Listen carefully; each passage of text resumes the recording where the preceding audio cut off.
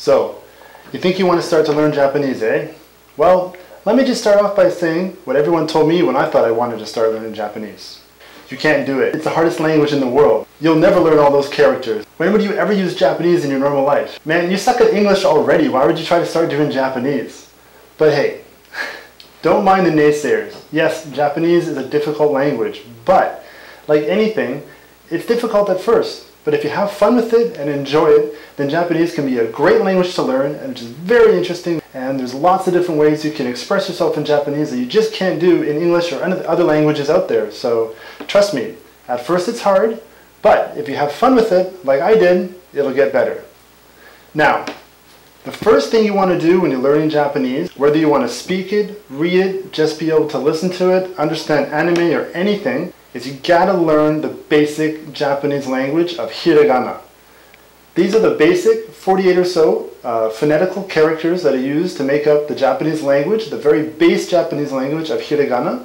Now, Japanese is a combination of Hiragana, kanji, and sometimes katakana as well. But to start off with, you really need to learn Hiragana, because that comes up in everything, and it gives you all the sounds and pronunciations that are present in the Japanese language. So, first thing you want to do is go onto the internet. I've put a link down below in the description here, and find a Hiragana table. There's lots of them. I just found one really quick. It took me literally 5 seconds to find one. But you'll see here, you can print them out. And this is your basic Hiragana table.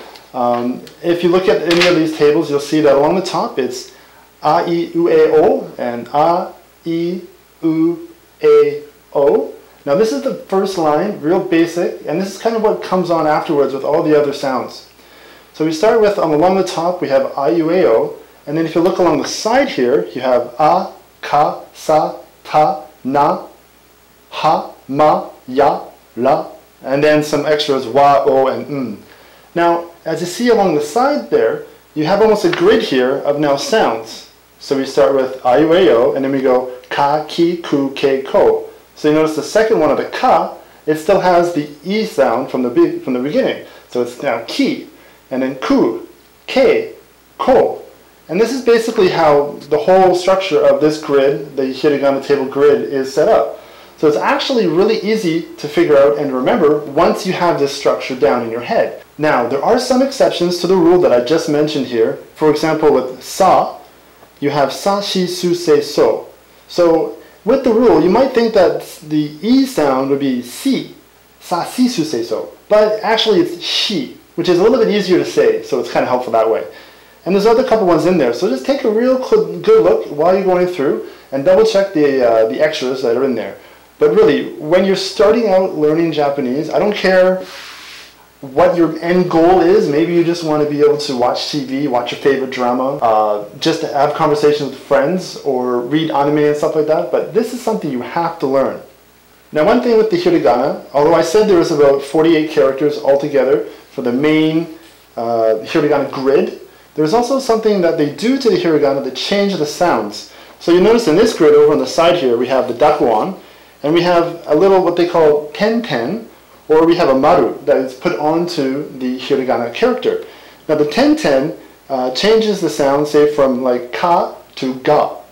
So the ka line with the ten-ten, the little two lines, would be ga, gi, gu, ge, go. Sounds weird, I know, but. And then the sa one would be za, ji, zu, ze, zo. And then say for ta, it's da, ji, zu, de, do. And these actually come up quite a lot in reading and stuff like that, and even speaking.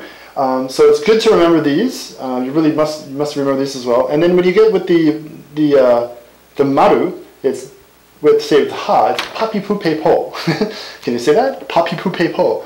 So again, it sounds funny at first, but you need to know these as well.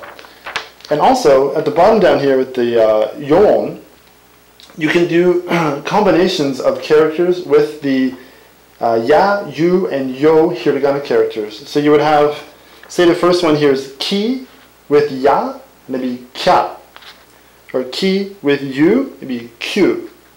Ki with yo, kyo. And these come up a lot in a lot of different words. I can't think of any right now off the top of my head. But just, double check these as well. If you just learning these is a good start, but to actually be able to use hiragana and understand it in any sense of the word, you need to pick up these ones as well. So, you have the feeling that you want to learn Japanese. Great, good for you. People say it's the most difficult language in the world. It's not.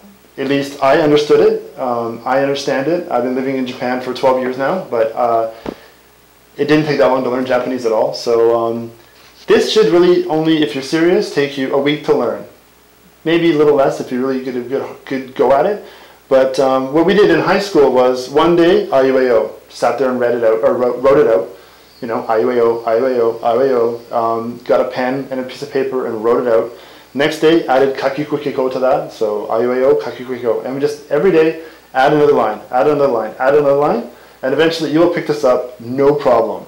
And you will notice that if you're reading Japanese manga and stuff like that, these characters, when there's a kanji that maybe a young kid might not know, they'll put the furigana, which is the hiragana, beside the word, so you can read it anyways, even if you don't know the kanji. And it's really good. So even if you don't have that big of a kanji vocab, if you know the hiragana, you can go through and sound out everything. And it's really helpful. That actually makes reading a lot more fun and not just exercise and looking up kanji, which I always tend to hate. So yeah. If you have any questions about hiragana, let me know in the comments down below. I'll be happy to answer any of your questions. And don't forget, there's also katakana, which is a little different, but I'll go to that in another video. So wait for that to come out soon. Cheers! Good luck with your Japanese. Ganbatte ne. And yeah, talk to you soon.